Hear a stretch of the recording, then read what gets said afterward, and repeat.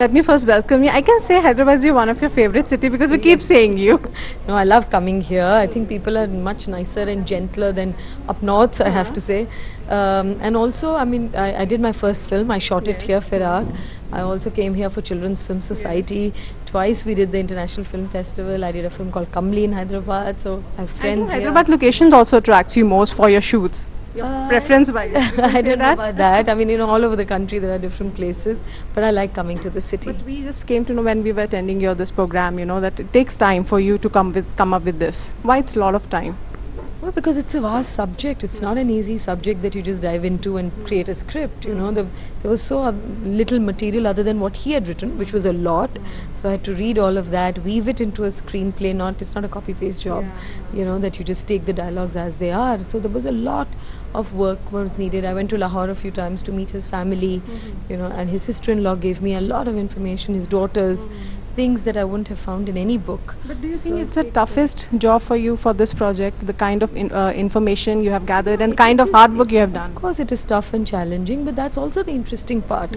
You know, as you're discovering your characters, you're discovering a story, that's why you're also making the film, because you're doing all of those processes that finally that you see the film, lot goes into it. But the more I discovered, even at a personal level, I enjoyed it because I realized how relevant Manto is to today's times. So everything, I mean, even though I transport you to 40s, when you'll see the film, you'll feel he's talking about things that are relevant today. So how you relate if you talk about the 3 points that will relate to the audience of today?